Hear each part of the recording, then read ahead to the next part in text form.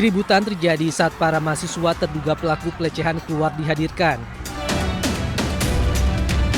Para mahasiswa yang berempati terhadap korban berteriak dan histeris usai kasus dugaan pelecehan seksual berbasis digital terjadi di lingkungan kampus Universitas Indonesia. Kasus ini mencuat setelah sejumlah tangkapan layar grup chat mahasiswa beredar luas dan menunjukkan adanya percakapan yang mengarah pada pelecehan verbal serta objektifikasi perempuan. Kasus ini pun menuai kecaman. Usai viral, BEM dan Dekanat FHUI menggelar forum persidangan terbuka untuk para pelaku pelecehan seksual. Kehadiran para pelaku disambut sorakan hadirin sidang.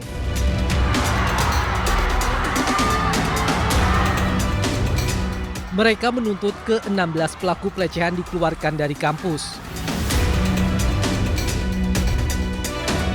Sementara itu, pihak kampus hingga kini masih melakukan penyelidikan.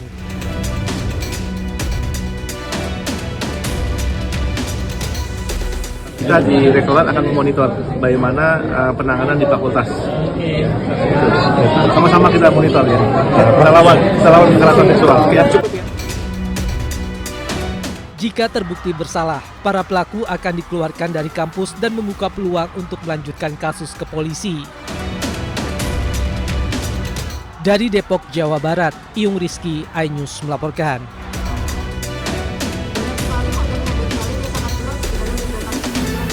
Mendesak Dewan Guru Besar Universitas Indonesia agar segera menggelar sidang etik untuk mengadili 16 pelaku kekerasan seksual secara transparan dan akuntabel. Mendesak Dewan Guru Besar Universitas Indonesia agar mengeluarkan rekomendasi resmi kepada FHUI untuk menghentikan status kemasukan pelaku kekerasan seksual secara permanen atau drop out.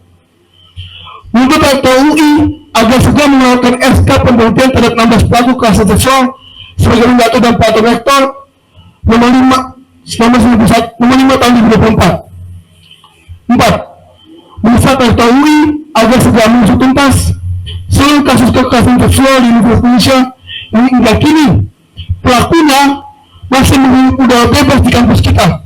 Untuk yang saya tangani, yang saya bantu pendampingannya ada 20, tetapi untuk yang dosen itu juga saya dengar-dengar jumlahnya itu sekitar 7, karena jujur dari kami juga belum punya waktu juga untuk mencoba menelusuri korbannya ada berapa, dan menurut kami juga itu tidak terlalu urgent ya untuk kasus ini, karena toh pelaku juga semua sudah mengakui mereka salah, pelaku sudah mengaku salahnya apa, fakultas sudah tahu, ini sudah tahu, sekarang tinggal masalah penyetuan saksinya seperti apa. Gitu. Tapi yang pasti korbannya sangat-sangat banyak. Betul, ini dosen-dosen yang mengajar mereka di kelas, dosen-dosen yang mengajar mereka sendiri, dan bahkan dalam beberapa konteks mereka melakukan pelecehan itu di dalam kelas. Sewaktu masih belajar, betul. Saya tadi seperti saya bilang, saya belum konfirmasi juga terkait hal itu pertama, dan kedua juga memang sepertinya dari pihak korban pun ya kami tidak akan mencoba untuk mengkonfirmasi juga, karena menurut kami itu tidak relevan dengan penanganan perkara yang saat ini. Tetapi apabila nantinya memang kami temukan adanya intervensi ataupun hambatan dalam penanganan kasusnya, pasti kami juga akan kabarkan lagi ke semua pihak terkait hal ini. Tapi untuk saat ini belum kami konfirmasi dan tidak akan kami konfirmasi juga dalam waktu dekat. Ya tentu harapan kami di Komisi 10, pihak kampus harus betul-betul transparan, membuka ini semua kepada publik, agar apa? Agar tercipta keamanan, kondusivitas yang ada di kampus. Ini sekarang sudah tidak ada lagi rasa nyaman yang ada di kampus, sudah tidak ada lagi rasa aman yang ada di kampus, yang seharusnya kampus menjamin itu. Kampus merupakan tempat untuk mendidik, mempersiapkan generasi penerus bangsa ini. Maka karena itu menjadi wadah untuk mendidik, mempersiapkan generasi penerus bangsa, maka kampus harus menjamin bahwa keamanan, kondusivitas harus betul-betul terjaga dan betul-betul dijamin oleh pihak kampus. Ya tentu kami rencana sebelum reses akan memanggil rektor UI dan rektor kampus-kampus yang bermasalah, terutama terhadap kekerasan seksual, kekerasan verbal, kekerasan fisik lainnya. Supaya apa? Supaya ada efek jera. Tentu sanksi tegas harus diberikan. Di Permendikbudristek nomor 55 tahun 2024 itu sebenarnya sudah jelas diatur di situ. Mekanisme penanganan seperti apa, kemudian pencegahannya seperti apa. Itu sudah jelas. Cuman kenapa ini bisa terjadi? Karena kita belum sungguh-sungguh menerapkan regulasi itu.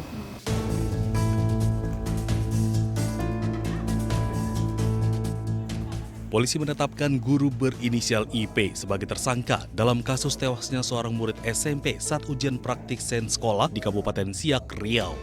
Tersangka diduga lalai karena membiarkan siswa membuat proyek senapan rakitan dengan bahan-bahan yang dapat menimbulkan ledakan.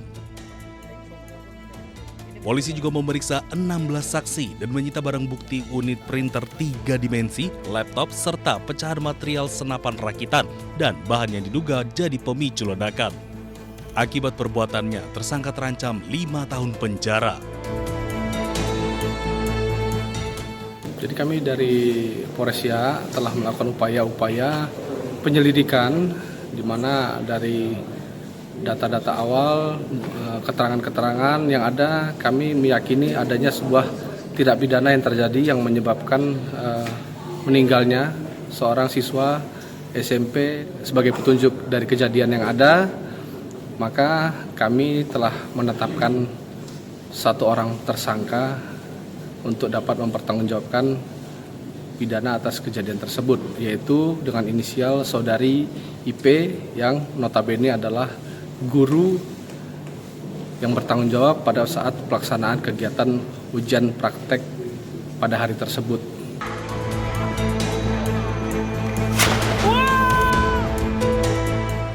Sebelumnya, senjata api rakitan korban meledak saat melakukan uji praktik sains di lingkungan sekolah.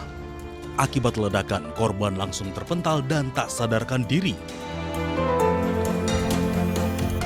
Usai kejadian, korban langsung dibawa ke rumah sakit, namun tim dokter menyatakan korban telah meninggal dunia. Korban kemudian dimakamkan di TPU Suak Santai, Kecamatan Siak. Dari Kabupaten Siak, Riau, Eli Suwanti, iNews melaporkan.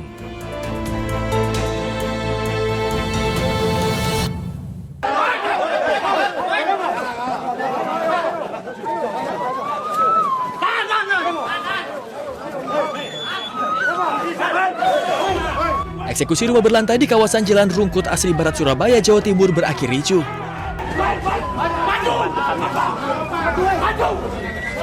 Petugas jurusita PN Surabaya dan polisi terlibat saling dorong dengan sekelompok orang penjaga rumah.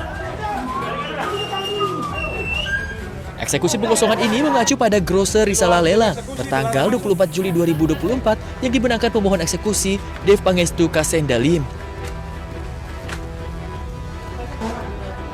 Setelah berhasil dibubarkan polisi, jurusita PN Surabaya langsung mengosongkan rumah. Dari Surabaya, Jawa Timur, Yuda Prawira, iNews melaporkan.